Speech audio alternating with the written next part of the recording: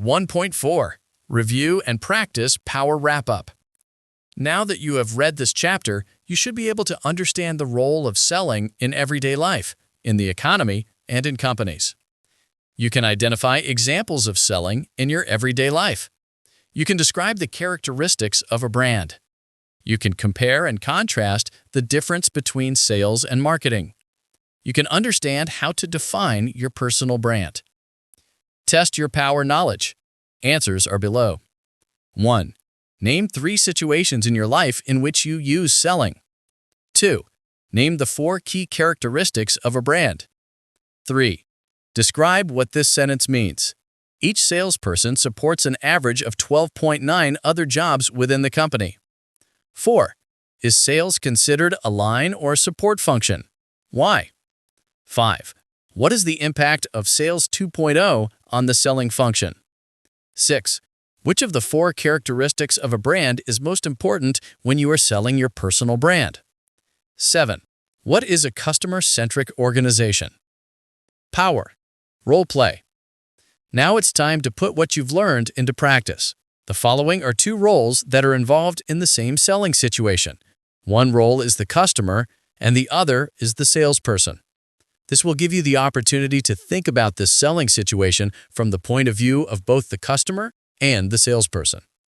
Read each role carefully along with the discussion questions. Then, be prepared to play either of the roles in class using the concepts covered in this chapter. You may be asked to discuss the roles and do a role play in groups or individually. College admissions. Who is selling whom? Role. College admissions director. You are the director of admissions at your school. You want to choose only the best candidates for admission for next year's class. The focus of the school is to attract and accept students that demonstrate diversity, academic achievement, life experience, community service, passion for learning, and potential to grow. You personally meet with each one of the final candidates to determine how they will fit into the culture of the school and help the school meet its objectives. It's something you enjoy doing because it's a chance to put a name with a face and see exactly what makes each student special. You and the other management at the school consider it to be a customer-centric organization. You're about to meet with a prospective student. You're under some pressure to increase enrollment. After all, the admissions department is really like the sales department in a lot of organizations. You are not sure he's a perfect fit for the school, but you are one of the school's customer contact points, so you want to make him feel at ease while you are learning more about him. How will you greet this prospective student to make him feel welcome? What questions will you ask to learn about his personal brand and determine if he will be a good fit for the school? If he is not exactly the right fit for the school, will you admit him anyway because you want to increase admissions? Why or why not? Role. Prospective student. You are a prospective student at your school. Your grades are good, not outstanding, but you have been involved in the drama club and Spanish club in high school. You don't know what you want to do in life, but you know you want to go to college and get a good job. You're nervous about your interview with the director of admissions because it's your first interview and you don't really know what to expect. How will you sell yourself to the director of admissions? How will you make an emotional connection with the director of admissions? What are your 3 brand positioning points, and how will you use them in this situation? Put your power to work. Selling you activities. 1. Visit your campus career center in person. If you don't have a campus career center, visit your library and meet with a librarian.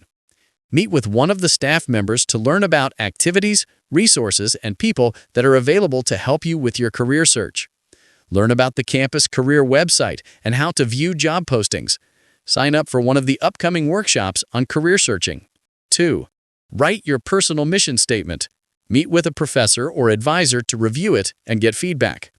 3. Identify your 3 brand points. Write them down and determine at least 2 examples of experience that demonstrates each point.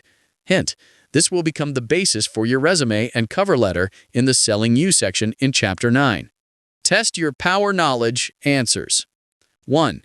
Getting into the school of your choice, convincing your parents of something, getting the job you want, as well as other situations you may name. 2. The 4 key characteristics of a brand are the fact that it is unique, consistent, and relevant, and has an emotional connection with its customers. 3.